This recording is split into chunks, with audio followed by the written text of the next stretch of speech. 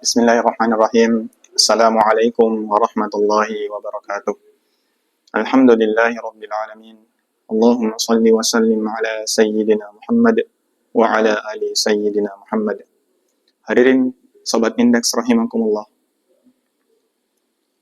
Kita selaku manusia perlu tahu bahwasanya tujuan daripada penciptaan kita tidak lain dan tidak bukan hanyalah untuk mengabdi kepada Allah Subhanahu wa taala.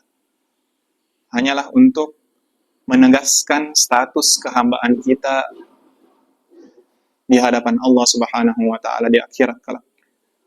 Dan caranya adalah kita senantiasa menyembah Allah Subhanahu wa taala dalam berbagai syariah yang kemudian Allah Subhanahu wa taala telah sebutkan dalam Al-Qur'an dan juga telah menyebutkan dalam hadis Nabiullah Muhammad sallallahu alaihi wasallam. Hadirin sobat indeks rahimakumullah. Oleh karena itu Allah Subhanahu wa taala berfirman dalam Quran surah Al-Baqarah tepatnya di ayat 21. A'udzu billahi minasyaitonir rajim. Ya ayyuhan nasu ubudu rabbakumul ladzi khalaqakum wal ladzina min qablikum la'allakum tattaqun. Dalam ayat tersebut Allah Subhanahu wa taala memerintahkan, bahkan tidak menyebutkan kata-kata amanu. Namun lafaz yang digunakan oleh Allah Subhanahu wa taala lafaz yang umum yaitu an-nas. Bahwasanya tujuan daripada penciptaan manusia adalah hanya untuk sebagai abd atau sebagai hamba.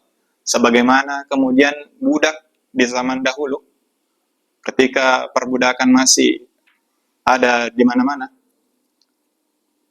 Seorang budak harus taat pada tuannya. Apapun yang diperintahkan oleh tuannya, maka ia senantiasa harus menurut kepada tuannya. Hadirin sobat indeks rahimakumullah. Begitupun kita selaku manusia. Kita adalah hamba. Kita adalah hamba yang harus senantiasa taat kepada Allah Subhanahu wa taala dalam perintah maupun larangannya.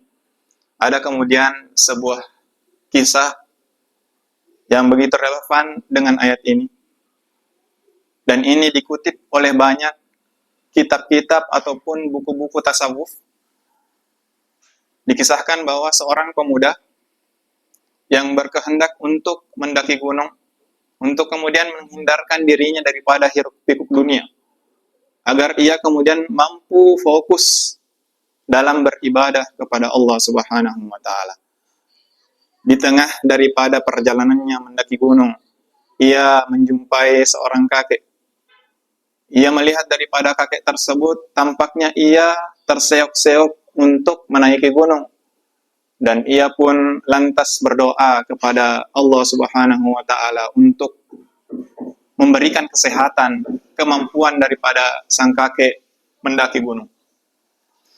Ia pun berdoa dengan suara yang agak lantang sehingga didengarkan oleh sang kakek.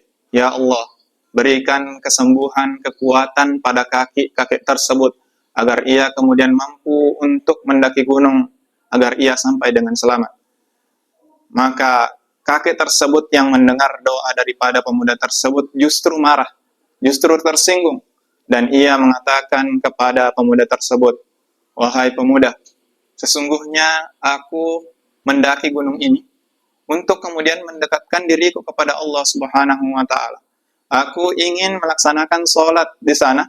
Aku ingin melaksanakan puasa dan ibadah-ibadah lainnya di sana agar kemudian aku terhindar daripada hiruk-pikuk dunia. Maka kenapa engkau justru mendoakanku seakan-akan aku adalah hamba Allah Subhanahu wa taala yang sakit? Jika engkau ingin mendoakanku agar aku sehat, maka doakanlah aku 20 tahun yang lalu, ketika aku masih kuat kemana-mana. Aku kuat menjelajahi beberapa daerah ataupun kota, akan tetapi aku tidak mampu mendekatkan diriku kepada Allah Subhanahu wa taala. Aku tidak mampu untuk melangkahkan kakiku ke tempat ibadah untuk kemudian beribadah kepada Allah Subhanahu wa taala. Hadirin sobat indeks rahimakumullah. Inilah kemudian kisah yang perlu kita petik pelajaran daripada kisah tersebut. bagaimana kita berusaha semaksimal mungkin. Karena perlu kita ketahui bersama, ajal tidak mengenal daripada usia. Entah itu kita masih dalam keadaan muda, entah itu ketika kita masih keadaan bersantai-santai. Kemudian apabila kemudian ajal kita telah sampai, Allah Subhanahu wa taala berkehendak, maka malaikat maut akan kemudian menjemput daripada ajal kita. Sehingga kita perlu untuk terus berbenah, terus memperbaiki diri kita untuk senantiasa mendekat kepada Allah Subhanahu wa taala melalui ibadah-ibadah khususnya pada bulan suci Ramadan ini. Wabillahi taufik wal hidayah. Wassalamualaikum warahmatullahi wabarakatuh.